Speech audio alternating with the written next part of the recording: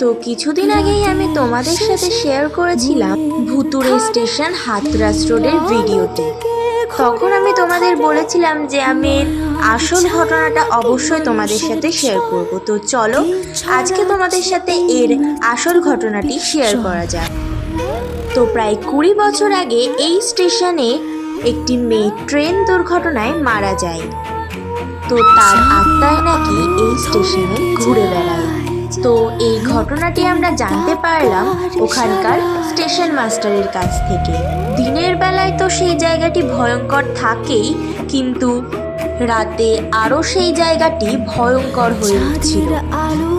এই full video যদি তোমরা দেখতে চাও অবশ্যই আমি নিচে লিংক দিয়ে দেব, তোমরা সেখান থেকে দেখে নিতে পারো।